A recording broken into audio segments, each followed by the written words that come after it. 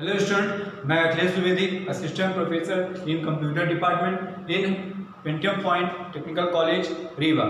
आज मैं एक बार और एक और टॉपिक लेके आया हूँ, जिसमें आज मैं आप लोग को बताऊंगा कि क्लास क्या होती है, आईडी क्या होती है ना, और भी जो भी सिलेक्टर बचे हुए थे उनके बारे में बताऊंगा। इसके बाद मैं आप लोग को सीएसएस के बारे में बताऊंगा, इसके प्रकार बताऊंगा और इसके कुछ एग्जाम्पल भी मैं आप लोग के सामने आज बताऊंगा। तो पहला मैं स्टार्ट करता हूँ क्लास से। क्लास के बारे में मैंने आप लोग को कल बताया था कि क्लास, यदि आपको स्टाइल शीट बनानी है तो आप सिंपल सी एक क्लास बनाइए।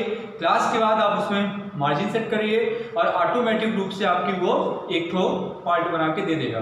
मान लीजिए आपने इस विंडो को बनाया है और आपने ये इससे डिवाइड किए हैं, तो आपको ये लग रहा होगा कि ये विंडो में मैंने जो ये स्क्रीन है इसको कितने हिस्सों में डिवाइड किया है, 3 हिस्सों में।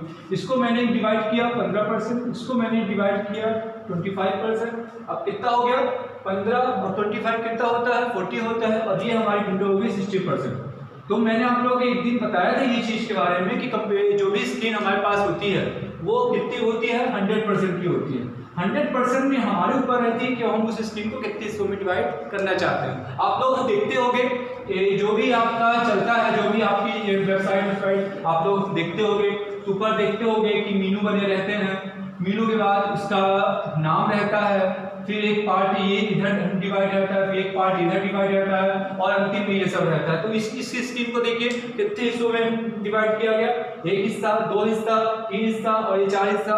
फिर इस हिस्से को कितने बार भागों में डिवाइड किया गया, 1, 2 और 3। तो मतलब हमारे ऊपर रहता है कि हम स्क्रीन को कितने हिस्सों में डिवाइड करना चाहते हैं। तो स्क्रीन को यदि हमको अच्छी तरह से डिवीजन करना है तो उसके लिए हम यहाँ पे सीएसएस में इसका यूज करते हैं, क्लास का यूज करते हैं। तो क्लास को बनाने के लिए आप यहाँ पे डॉट का यूज करिए।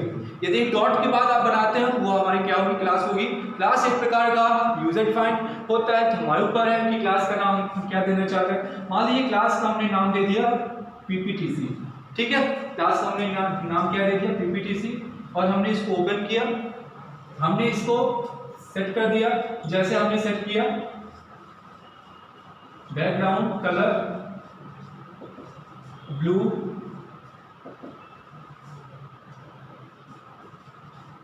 Font weight normal, text transform left. मान लीजिए इतनी कंडीशन हमने बनाकर इस क्लास को कर दिया, सेव कर दिया।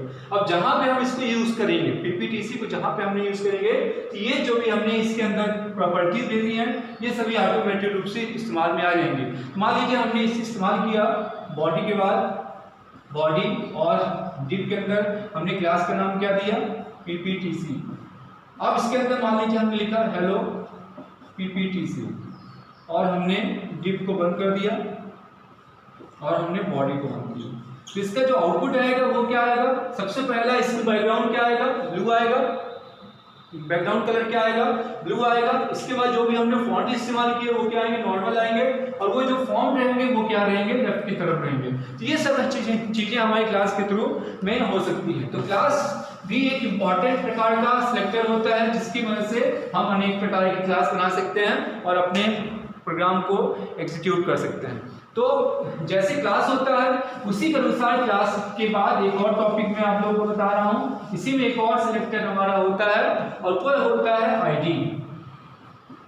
आईडी मतलब होती है आइडेंटिफिकेशन से की जाती है। ये भी क्लास के जैसे ही होती है, लेकिन क्लास और इसमें एक ही फर्क रहता है कि क्लास मल्टीपल बार इस्तेमाल में ला सकते हैं, एक ही एलिमेंट को बार बार यूज कर सकता है, लेकिन आईडी एक एलिमेंट को एक बार यूज करता है।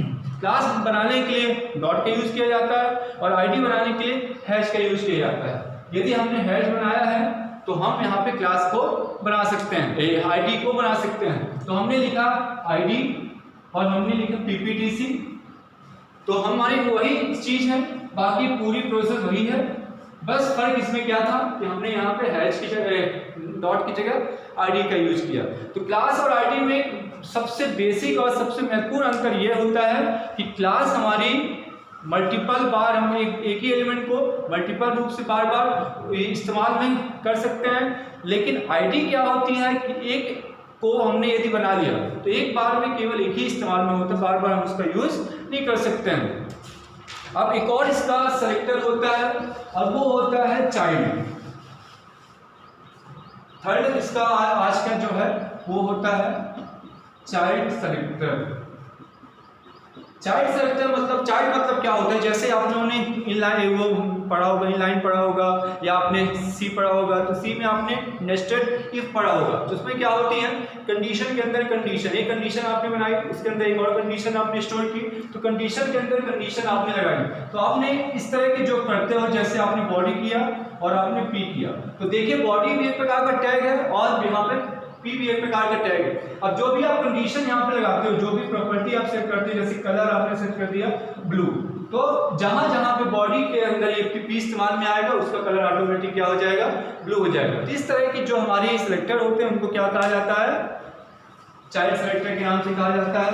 एक और इसमें आज अंतिम सेलेक्टर होता है और वो होता है हमारा ग्रुपिंग सेलेक्टर।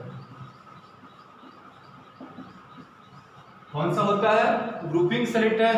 ग्रुपिंग मतलब होता है समूह, ये समूह में काम करे, मतलब एक साथ ये कभी सिंगल में काम करे, ये समूह में काम करे। जब हमको एक ही कंडीशन को मल्टीपल टैग के साथ उपयोग में करना है तो इस तरह के जो सेलेक्टर होते हैं वो कौन से सेलेक्टर होते हैं, ग्रुपिंग सेलेक्टर होते हैं। तो इसमें हम जैसे हमने किया H1, H2, H3 और H4, अब हमने यहाँ पे दे दिया, हमने इसकी दे दिया कलर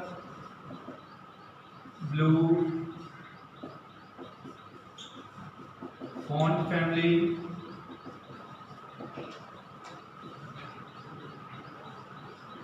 मोनोटाइप, प्रोशिबा।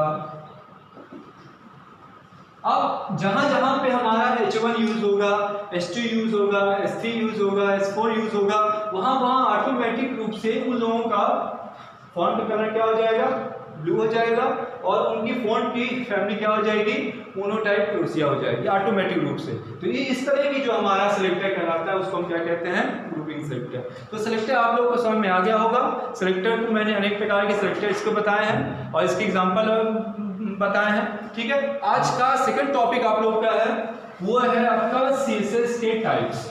आज मैं एक और टॉपिक आप लोग को ले आया हूँ, CSS की टाइप लेके आया हूँ। CSS के टाइप होते हैं, तो CSS को तीन प्रकार से उपयोग में लाया जाता है। पहला होता है एक्सटर्नल रूप से, दूसरा होता है इंटरनल रूप से, और थर्ड होता है इनलाइन रूप से।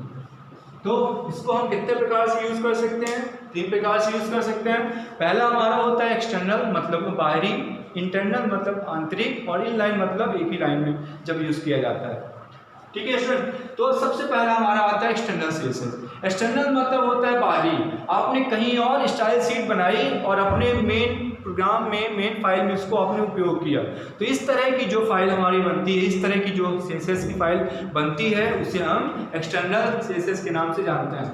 तो मान लीजिए कि दो फाइलें हमने बनाई हैं, एक हमने .html नाम से सेव की है और एक हमने .css नाम से सेव की है। अब ये जो फाइल, ये फाइल तो ब्राउजर में आपकी हो जाएगी रन, आपको पता है, लेकिन ये फाइल ब्राउजर में रन नहीं होगी, इंडिपेंडेंट ये कभी रन नहीं होती है। तो इस फाइल को यदि आपको रन करना है, एग्जीक्यूट करना है, तो उसे आपको HTML के अंतर्गत ही लाना पड़ेगा। तो HTML के अंतर्गत यदि आपको लाना है तो हेड के अंदर आप इसका यूज करोगे। जैसे आपने इस फाइल को आपने बना दिया, इस फाइल को मान लीजिए आपने बनाया है स्टाइल, और स्टाइल में आपने रख दिया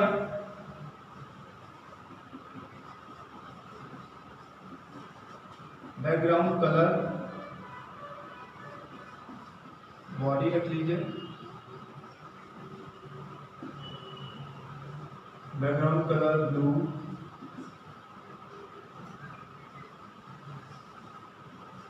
फॉन्ट कलर पिंक। अब आपने ये बना दिया, ठीक है, और आपने इसको स्टाइल नाम से बंद कर दिया। अब इस फाइल को आप सेव करोगे तो डॉट HTML में सेव नहीं करना है, इसको आपको किस नाम से सेव करनी है, .css के नाम। तो मान लीजिए इसको हमने सेव किया a.css, किसके नाम से सेव किया हमने, a.css के नाम से सेव किया। अब हम इसको इस फाइल के अंदर इंक्लूड करते हैं HTML हेड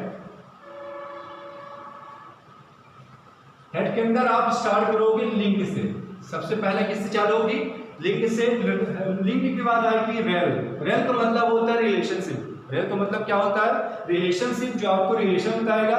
इसमें आपको लिखना है स्टाइल शीट, इसमें आपको क्या लिखना है, स्टाइल शीट लिखनी है।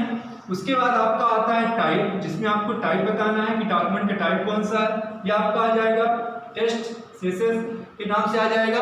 और इसके बाद आप लोगों को बतानी है HRM, मतलब आपकी वो फाइल का पाथ या उस फाइल का नाम, तो उस फाइल का नाम क्या है, a.css है। अब हमने इसको इंक्लूड कर